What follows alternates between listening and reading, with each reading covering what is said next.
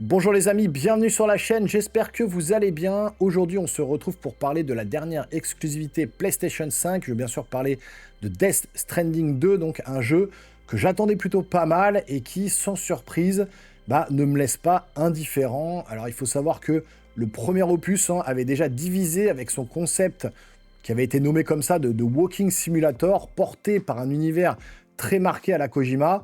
Eh bien, cette suite, elle reprend pas mal d'éléments, mais en les affinant. Et c'est ce qu'on va voir dans cette vidéo. On va découper ça en plusieurs parties. Donc, l'histoire tout d'abord. Ensuite, on va parler de la technique du jeu. On va parler de la direction artistique. On va parler du sound design. On va parler du gameplay. Et bien sûr, je vous donnerai ma conclusion après donc 10 heures de jeu passées en compagnie de Sam Porter. Alors, effectivement, c'est pas un test. Encore une fois, je le répète, je ne suis pas testeur de jeux vidéo.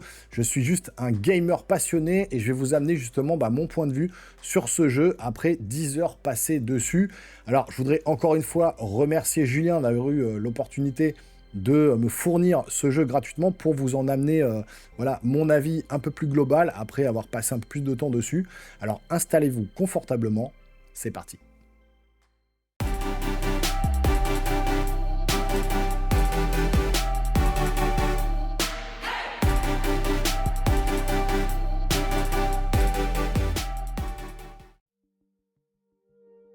Alors, au niveau de l'histoire, on retrouve Sam Porter du premier jeu Death Stranding, accompagné cette fois-ci de son bébé Lou, qui a bien grandi.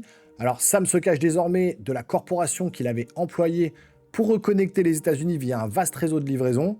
Et cette fois, sans trop vous spoiler, il va devoir partir à la tâche, un peu malgré lui, et reconnecter cette fois-ci l'Australie.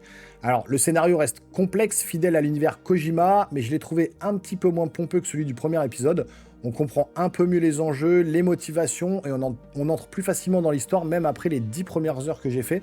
On retrouve évidemment Norman Reedus dans le rôle de Sam Porter, toujours aussi touchant, mais il y a aussi une vraie touche ciné, avec la participation notamment de George Miller, le réalisateur de Mad Max, qui prête ses traits au personnage de Tarman, un pilote du vaisseau terrestre Magellan qui voyage à travers les différentes contrées du jeu.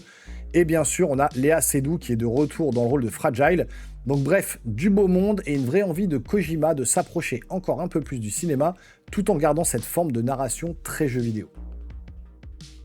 Alors, au niveau de la technique, moi, c'est sur PlayStation 5 que j'ai joué, la version que j'ai testée, il n'y a vraiment rien à dire de ce côté-là. Vous avez deux modes de jeu. Il y a un premier mode, c'est le mode performance, qui propose 60 images par seconde avec quelques concessions sur les graphismes. Et vous avez un mode qualité en 4K à 30 images par seconde, mais avec des effets visuels vraiment très soignés. Alors, personnellement, j'ai joué en qualité pour profiter à fond de l'ambiance et du rendu visuel. Le temps de chargement, pareil, franchement, j'ai rarement vu ça. C'est quasiment instantané. C'est peut-être un des jeux les plus rapides en termes de chargement. Et après 10 heures de jeu, aucun crash, aucun bug, aucun moment où j'ai été bloqué à cause d'un souci technique. C'est assez rare sur un jeu aussi ambitieux, donc gros point positif à ce niveau-là. Alors, au niveau de la direction artistique, là, on est sur du très très lourd, c'est juste splendide, du photoréalisme à couper le souffle, surtout l'introduction du jeu, que je vous invite à aller découvrir dans ma vidéo découverte, dispo sur la chaîne, c'est juste hallucinant. Visuellement, c'est complètement fou. Les environnements, ils sont pas peuplés de beaucoup d'animaux, et les humains, ils sont souvent absents, mais malgré tout, c'est un vrai plaisir à regarder. On a envie de s'arrêter, de contempler les paysages, de capturer chaque vue. La distance d'affichage, elle est incroyable, on voit à des kilomètres, tout est net, tout est propre, tout est vivant. Il y a aussi beaucoup de verticalité, plus que dans le premier jeu, ce qui donne un vrai sentiment d'exploration. Et les personnages qu'on croise tout au long du jeu, en tout cas sur les 10 premières heures, sont tous hauts en couleur, originaux et assez marquants. Mention spéciale pour Dolman, la marionnette qui vous accompagne, un vrai petit bijou de design à la fois étrange et attachant. Parlons maintenant du sound design et de la musique, et là c'est juste envoûtant, clairement. Je ne sais pas combien de fois je me suis passé la musique Minus 61 de Woodkid dans les oreilles. Elle accompagne l'entrée en matière du jeu et franchement, elle est juste incroyable. Les musiques, en général, elles sont parfaitement intégrées. Elles se déclenchent souvent au bon moment, pendant une scène, pendant une marche, et elles vous prennent directement aux tripes. Pour moi, je vais vous dire, comme au cinéma, une bonne bande-son, c'est 50% du boulot. Et quand vous repartez avec une musique en tête, donc après avoir éteint la console ou être sorti de la salle de cinéma, c'est que le pari est réussi. Côté sound design, on retrouve les mêmes ambiances que dans le premier jeu. On a la pluie, on a les tempêtes, on a le vent, on a les bruits de pas, la fatigue de Sam qui se fait ressentir. Tout est bien retranscrit, tout est calibré finalement pour renforcer l'immersion. Et dans ma salle équipée en Dolby Atmos, vous le savez si vous suivez la chaîne, la spatialisation elle est hyper bien gérée, on sent vraiment d'où vient chaque son, c'est immersif à fond. Alors maintenant côté gameplay, et là c'est le sujet qui va diviser les joueurs. Le gameplay, tout comme l'histoire d'ailleurs, ne plaira pas à tout le monde, c'est une certitude. Beaucoup parlaient de Walking Simulator pour le premier Death Stranding, et on n'est pas loin du même ressenti ici. Mais il y a des ajouts vraiment bienvenus, qui viennent un peu casser cette frustration. Donc déjà, vous obtenez vos équipements beaucoup plus rapidement que dans les premiers. Donc les exosquelettes, les véhicules, etc., ça arrive beaucoup plus rapidement. La tyrolienne aussi qui fait son apparition et qui permet de traverser certaines zones très rapidement, ce qui évite les moments longs et pénibles. Les combats aussi ont été retravaillés, il y a plus d'intensité, plus de types d'armes, et on sent une vraie patte Metal Gear Solid dans certaines phases. Maintenant, il faut être honnête, faut pas s'attendre non plus à une révolution par rapport au premier jeu. Ça reste un jeu très contemplatif, plus axé sur l'expérience et l'ambiance que sur l'action pure. Donc vous allez encore passer pas mal de temps à marcher, à vous perdre dans les décors, à livrer des colis d'un point à un autre. Mon principal reproche perso, c'est la lourdeur du personnage dans ses déplacements. C'est voulu, on le sait, mais dans certaines situations, c'est assez frustrant. Notamment pendant les combats de boss, certains sont quasiment impossibles à esquiver correctement. Et j'ai franchement pesté plusieurs fois avec la manette pendant ces phases-là. Peut-être que ça s'améliorera avec le temps, mais au bout de 10 heures de jeu en tout cas, ça me reste encore un peu trop lent à mon goût. Donc voilà, si vous n'aviez pas accroché au gameplay du premier, même s'il y a des améliorations ici, il y a des chances que vous restiez sur votre faim. C'est un parti pris très fort de Kojima qui préfère mettre en avant la narration et l'ambiance plutôt que le gameplay pur. Avant de passer à la conclusion, je vous mets une petite partie ambiance pour vous immerger pleinement dans le jeu et voir un petit peu ce que ça peut donner en conditions réelles, on va dire. Donc voilà, profitez bien de ce petit moment et on se retrouve juste après pour la conclusion.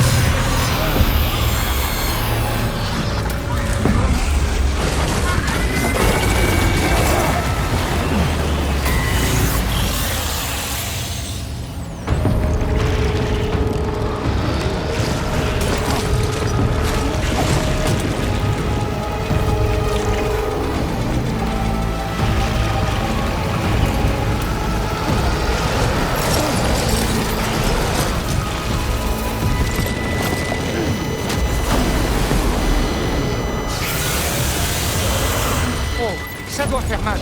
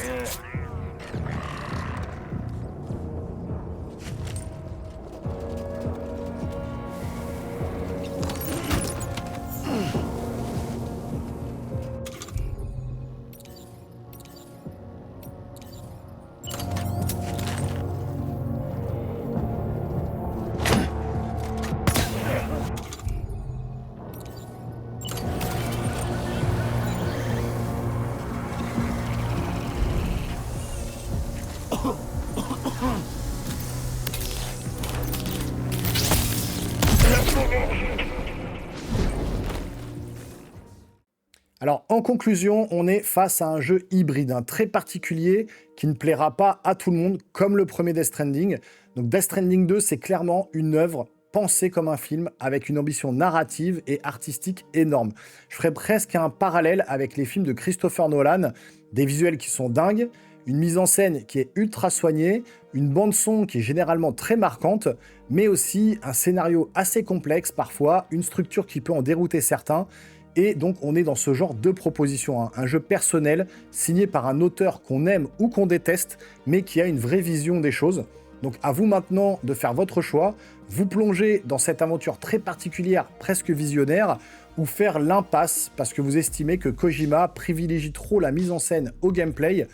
Quoi qu'il en soit, ce Death Stranding 2, il vous laissera pas indifférent. Et moi, en tout cas, c'est le cas. J'ai envie de continuer l'aventure. Et c'est ce que je vais faire tout de suite après cette vidéo. Je vais me replonger entièrement dans l'aventure de Death Stranding. Donc, merci d'avoir regardé cette vidéo. Si vous avez aimé, n'hésitez pas à liker, à commenter et à vous abonner. Dites-moi ce que vous pensez du jeu, si vous comptez y jouer ou si c'est pas du tout votre délire. Dites-moi ça juste en dessous dans les commentaires. Et nous, on se retrouve très vite sur la chaîne pour d'autres critiques, d'autres tests, d'autres explorations du monde du cinéma et du jeu vidéo. À très bientôt. En attendant, livrez bien vos colis et prenez soin de vous. Ciao!